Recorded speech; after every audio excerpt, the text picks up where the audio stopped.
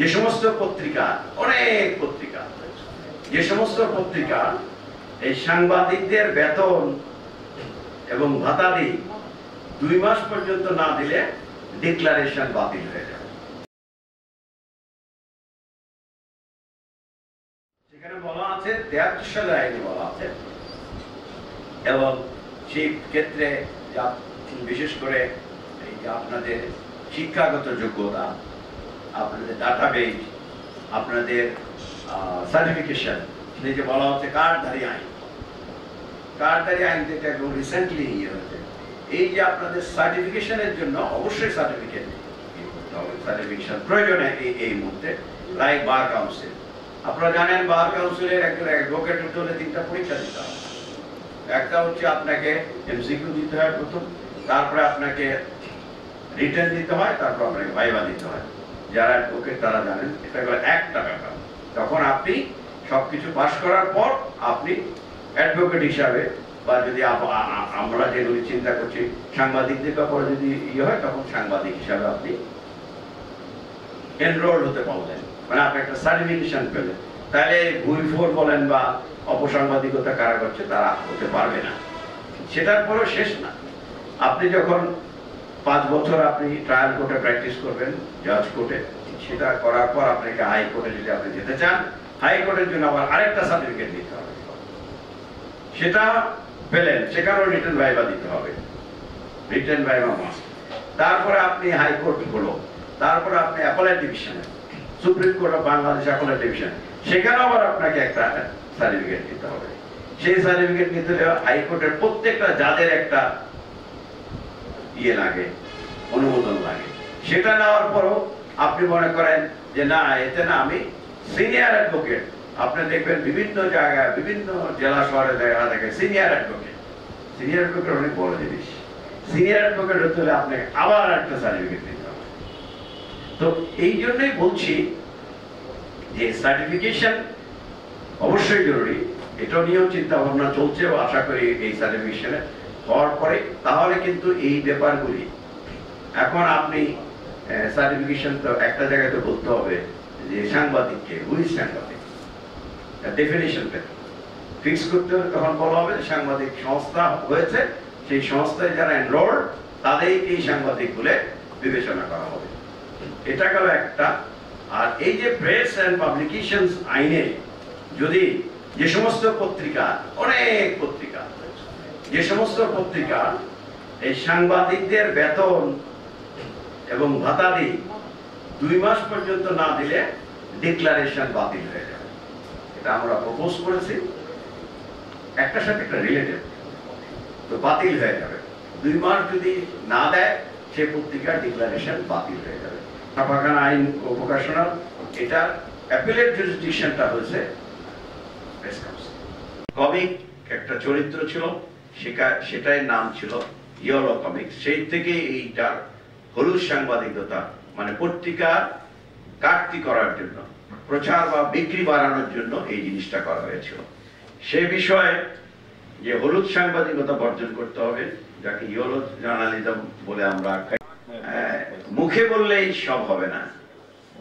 আমরা যেটা বলি যে সব মুখের উপর, আমার জীবনের সেটা কোনো প্রতিফলন নেই। সেটা কি চেতনা, আমরা এটাকে একেবারে নষ্ট করে ফেলছি। আমরা যেহেতু মুক্তিযুদ্ধের চেতনা, মুক্তিযুদ্ধ আমাদের দেখার সুযোগ হয়েছে, মুক্তিযুদ্ধ আমরা দেখেছি, মুক্তিযুদ্ধ আমরা করেছি, তো এগুলি আমরা দেখে করে এখন মুক্তিযুদ্ধের সময় আমরা যাদেরকে দেখেছি, যারা এই প্রজন্ম দেখেনি, এখন আমার মতো মনে করেন দাড়ি, সুন্দর চেহারা, ভেরিফাই করার সুযোগ কম। তার মানে যা প্রকাশিত হচ্ছে আমরা অনেক ক্ষেত্রেই, সবাই না হোক ম্যাক্সিমাম লোক, ম্যাক্সিমাম জনসাধারণ বিশ্বাস করছে। তাহলে এই অপসাংবাদিকতা এইটা থেকে আমাদেরকে বেরিয়ে আসতে হবে। তবে কিভাবে বেরিয়ে আসবো সেইটা সাজেশন, সেইটার পরামর্শ আপনাদের কাছ থেকে আমরা আশা করি। স্যার, আমরা আমাদের তো বদনাম, সাংবাদিক না বলে সাংঘাতিক বলে, আপনি নিজেই বলতেছিলেন আপনাদের কোন মিডিয়ার ব্যক্তি। স্যার, আমরা এখান থেকে বেরিয়ে আসতে চাই। তো এখান থেকে বেরিয়ে আসতে চাইলে কর্তৃপক্ষের দায় দায়িত্ব আছে, এটা ঠিকই। কর্তৃপক্ষ কিছু বাইন্ডিংস দিয়ে দিল, বিধিমালা দিয়ে দিল, আপনি মানলেন না, তাতে তো হবে না। প্রাইমারি ডাটা হোক, সেকেন্ডারি ডাটা হোক, আর টারশিয়ারি ডাটা হোক, যে কোনো তথ্য থেকে আপনি যেটা পাচ্ছেন, বিভিন্ন গণমাধ্যম থেকে পাচ্ছেন, এইটার সত্যতা এবং নির্ভুল বিষয়, নির্ভুলতা, এটাকে আপনাকে যাচাই করতে হবে। আপনি পাইলেন আর রান্না করলেন, পাইলেন আর পরিবেশন করলেন, পাইলেন আর আপনি ছাপিয়ে দিলেন, এটা হবে। যদিও আমাদের এখানে যারা সম্পাদক ভাইরা আছেন তারা কিন্তু এডিট করেন, এডিট করার ক্ষেত্রে কিন্তু আপনারা এখানে একটু নিরপেক্ষতা বজায় রাখবেন, যা আমাদের দেশে কিন্তু অনেকটাই বলা যায় যে উপেক্ষিত বা অনেকটাই অনুপস্থিত। আমরা অনেকেই আছি যে ব্যক্তিগত মতামত যখন নেই তখন কি করি, একটু আঁকাবাঁকা করে দিই, একটু যে এটা একটু হাইলাইট কম করি, একটা হাইলাইট একটু বেশি করি। তো আপনার ঘটনাটা বিকৃত করা যাবে না। এবং ম্যাগনেটিক যে বিষয়টা আছে, মূল যেটা, আপনি একেবারে গাজী পাঠ ইতিহাস লিখে গেলেন, মূল ঘটনাই কিন্তু বাদ পড়ে গেল। কিরকম যে ওয়ারা যুদ্ধ করিয়া, তাহারা যুদ্ধ করিয়া ওয়ারা হারিয়ে গেল। কারণ আমি কারা যুদ্ধ করলো আর কারা হারলো, কোথায় যুদ্ধ হইলো, কিসের জন্য হইলো, কারণ কি, মূল জিনিস হলো কোথায় কি ঘটনা, সময়, কারণ, এই জিনিসগুলো হলো আসল জিনিস। সেটা আপনি ইলাবোরেট লেখেন বা সংক্ষিপ্ত লেখেন, যাই লেখেন, এগুলো থাকতে হবে।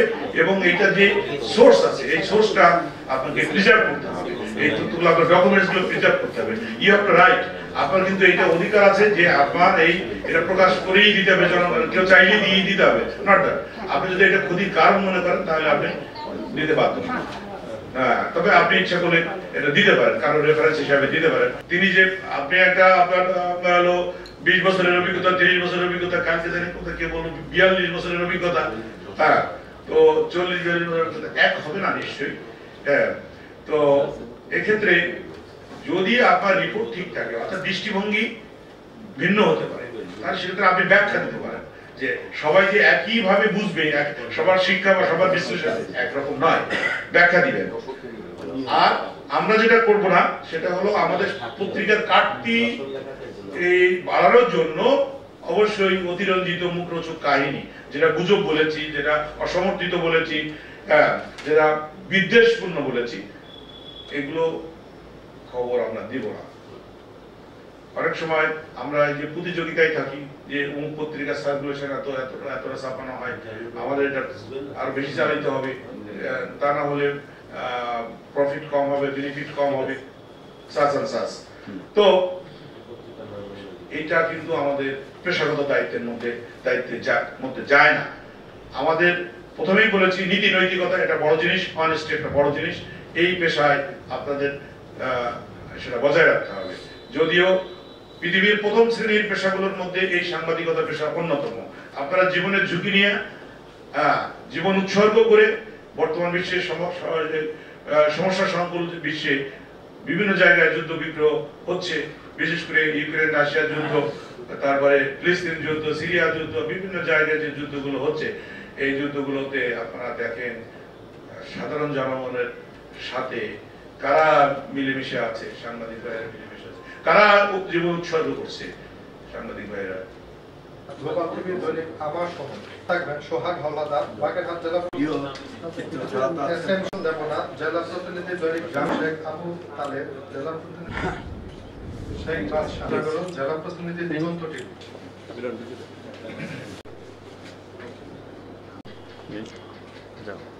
মামুন সরকার, দৈনিক জন্মভূমি।